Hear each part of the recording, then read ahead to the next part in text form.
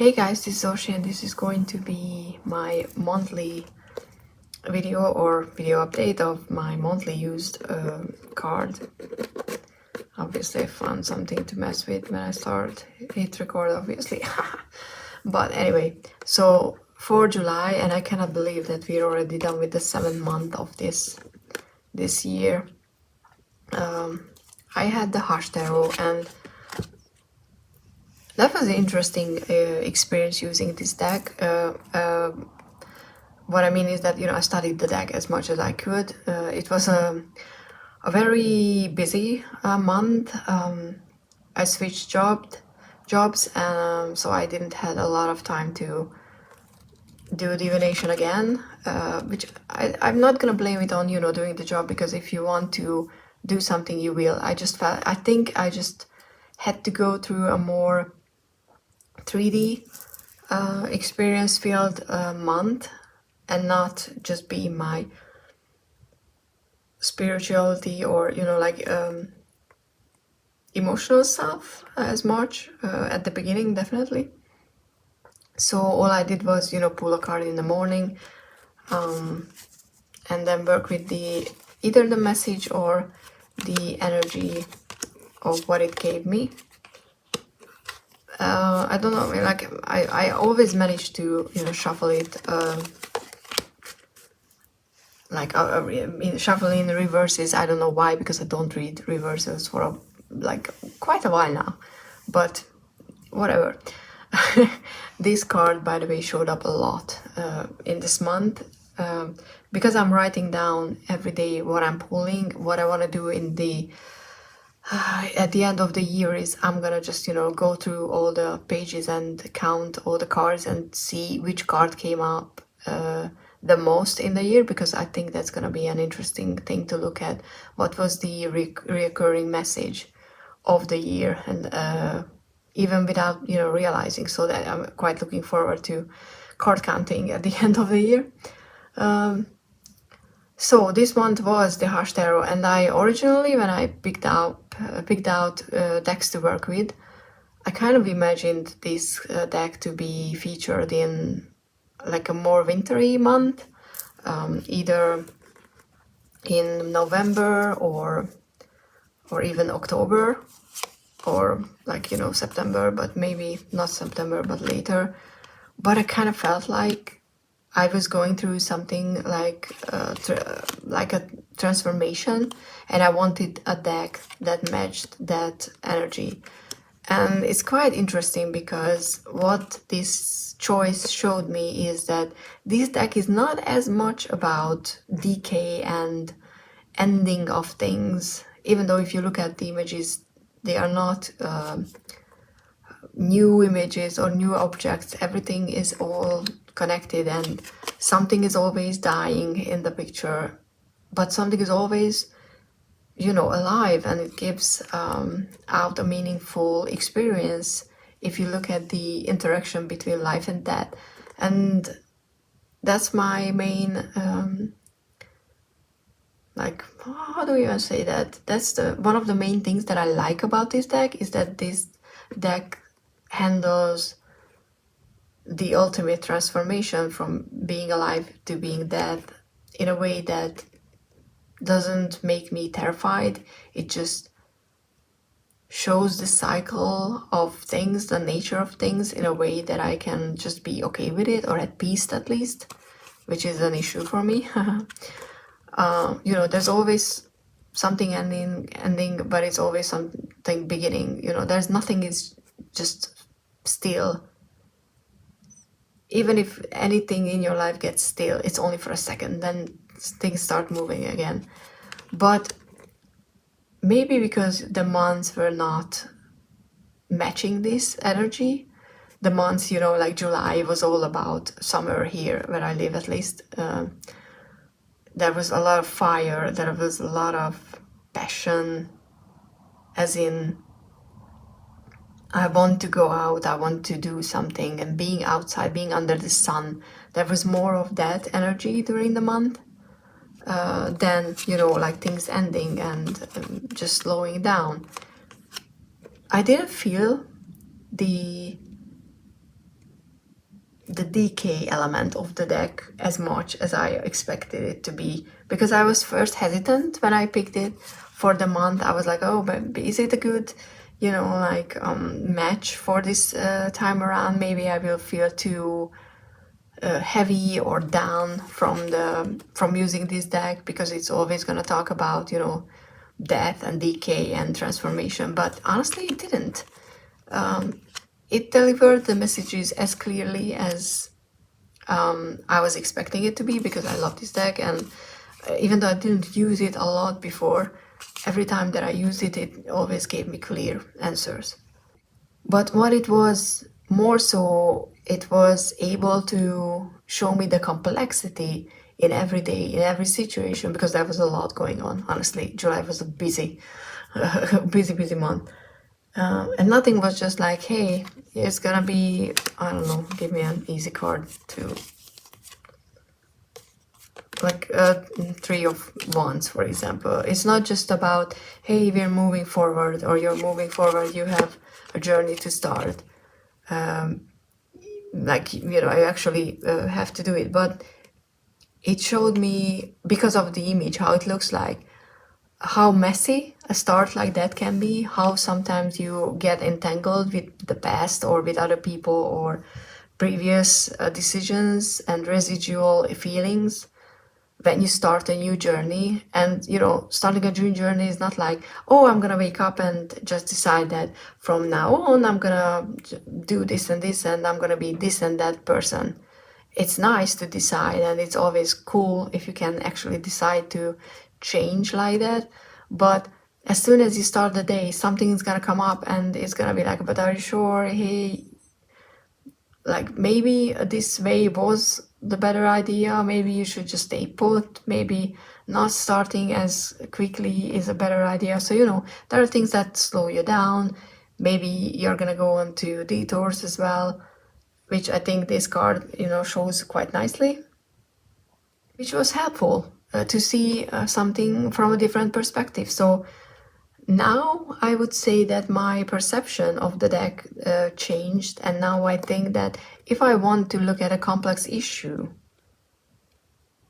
as in I want to see different aspects of the same coin, this deck will be a good option for that, regardless of the season, regardless of how I feel.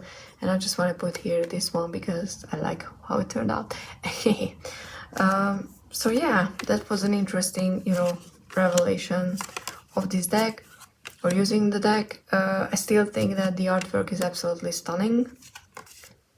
I love the cardstock. It's, I think so far or right now, besides indie decks there, because those are luscious and we all love them. From a mass market perspective, this deck is the US Games cardstock is just brilliant. I like the size. It's a bit too big. Like, I wish it would be just a bit smaller, maybe where the borders are. But honestly, like, look at this. I just love the Hierophant. Is one of my favorite cards in this deck. Just looking at it, the complexity, the small things, the details. I love looking at cards when I can get lost in the details. That's always something that I really enjoy.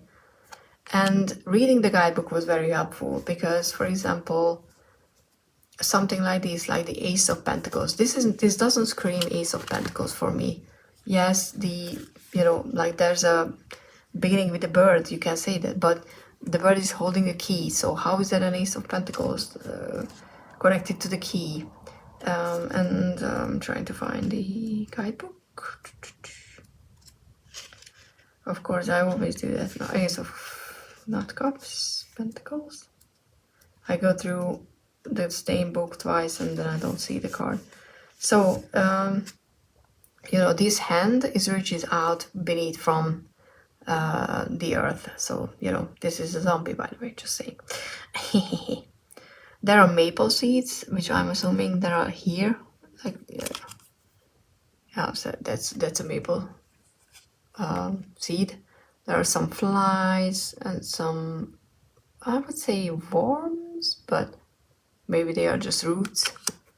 But the maple seeds are representing fresh energy and inspiration, which I don't know, maybe this is the plant correspondence or meaning, I don't know that. But what I love is that I didn't think about it, that this is a dove, and the dove, at least, according to the interpretation of the artist, is bridging the spiritual world and the physical world, so it's an actual connection between the two. So how you get the new opportunity is that you're coming from the earthly place and you're able to connect to the divine. You get that inspiration from above. And the key is representing like a gift of new opportunities. But I really like that, like I if I just look at this card and just go and not read, the guidebook, because sometimes we all do that. We're just excited to work with a deck and we don't take time to actually go through it and read the description and look at the images, which I think is really useful, and I always encourage anybody to do that. But, like I said, that's why I picked these decks, because I didn't have the time to actually do that. I never would have thought that this was representing that connection between the earthly and the, like the 3D and the 5D. How you get the new opportunities, that you're in the right place and right time. You're getting that connection. You're getting that opportunity to see something that you normally wouldn't. So it was a very insightful month working with this deck. And I definitely think that, I will need to spend more time with it, because this is one of those decks as well that you can't just obviously, if you want to, you can just use it and then interpret the cards however you want to. But if you want an actual real experience with the deck, you have to take some time and study it, which, that's the fun part. That's one of the fun parts, studying a deck. So I'm not mad. I didn't use any oracle decks again either. There was no time. But I would say, just from, I'm trying to find it. From a biased perspective, I'm gonna just, show you two decks that I think that work well with this deck. One of them is the Tislotan Oracle from Stephanie. Oh God. I wanted to say her last name too quickly and now it's gone from my mind. Oh, Burroughs. Oh God, so sorry. I can't get that Haven with the Emperor and the Fool looking out. And the other one, because like I said, I'm biased, is gonna be the Zombie Oracle, because I think that the energy of the deck matches as well. So, these three can actually, I think, work quite nicely together. Oh, it's interesting. We have the Guardedness from the Thistledown Oracle. Look at the tiny dragon. With the Six of Swords, which, you have to move forward, and, being guarded is actually not a bad thing. I love the shape, like getting synchronicity, stuff like that, the colors, and the treat with, like finding small things that you can enjoy even when things are really hard, and the water element as well, emotions, the connection there. So you're on a journey, and what you can do to make it easier for yourself is keep protecting yourself while moving forward, but don't forget to enjoy the small things that are represented on the journey, because until you arrive safely to the other side, it's up to you how you deal with what you're going through. And no one said that just because you're leaving a hard situation, you can't enjoy something, at least while you're on the journey. So, these are the two that I would suggest to use.